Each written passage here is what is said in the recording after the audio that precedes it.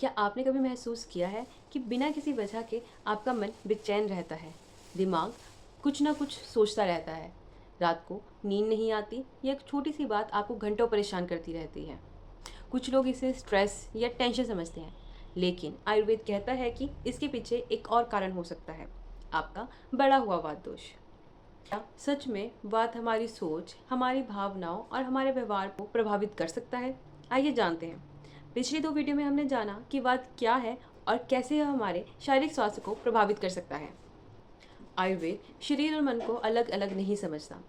हमारी मानसिक स्थिति का असर हमारे शरीर पर और हमारी शारीरिक क्रियाओं का असर हमारे मन पर भी अवश्य पड़ता है। यही कारण है कि बढ़ा हुआ वात दोष हमारी सोच, भावनाओं, एकाग्रता और नींद को प्रभावित करता है। यदि वात दोष संतुलित रहता है तो व्यक्ति की सोच तेज होती है, वह रचनात्मक होता है, वह जल्दी सीखता है और नई चीज़ों को अपनाने में रुचि रखता है। लेकिन जब यही वात दोष बढ़ जाता है तो यही गुण धीरे धीरे समस्याओं में बदलने लगते हैं, जैसे ओवर थिंकिंग अर्थात अत्यधिक सोचना। बढ़ा हुआ वात दोष मन को एक विचार से दूसरे विचार पर बहुत तेजी से ले जाता है। ऐसा व्यक्ति बात का बार बार विश्लेषण करता है तथा भविष्य की चिंता में उलझा रहता है। यही कारण है कि उसे अपने विचारों को रोकना असंभव लगता है। एंजाइटी अर्थात चिंता और घबराहट। वात का प्रमुख गुण चलायमानता अर्थात मोबिलिटी है। जब यह अत्यधिक बढ़ जाता है तो मन अस्थिर हो जाता है, जिससे व्यक्ति बिना किसी स्पष्ट कारण के घबराहट, बेचैनी और असुरक्षा महसूस करता है। डिफ़िकल्टी इन कंसंट्रेशन अर्थात ध्यान की कमी। क्या आपने कभी किताब खोली और कुछ मिनट बाद ही आपका ध्यान भटक गया या पड़ा हुआ भूल गए? बढ़ा हुआ वात मन को एक जगह टिकने नहीं देता। इसी कारण व्यक्ति का ध्यान बार बार भटकता है और उसे कार्य पूर्ण करना असंभव लगता है।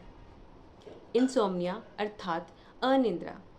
अगर आपका दिमाग रात को भी लगातार चलता रहता है, पुरानी बातें याद आती रहती हैं, भविष्य की चिंता सताती रहती है, तो नींद आना मुश्किल हो जाता है। आयुर्वेद के अनुसार बढ़ा हुआ वात दोष नींद की गुणवत्ता को प्रभावित कर सकता है। फियर एंड इमोशनल इंस्टेबिलिटी, डर और भावनात्मक अस्थिरता। वात असंतुलित होने पर व्यक्ति जल्दी घबरा जाता है, मूड स्विंग्स होते हैं, कभी उत्साह तो कभी निराशा महसूस हो सकती है। इससे व्यक्ति मानसिक रूप से थका हुआ महसूस करता है। रेस्टलेसनेस अर्थात बेचैनी।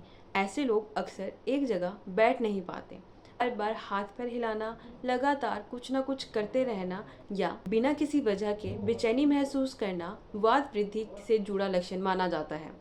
सो today we have understood that how vata dosha not only affects our physical health but mental well-being also. That's why it is very important to keep it in balance.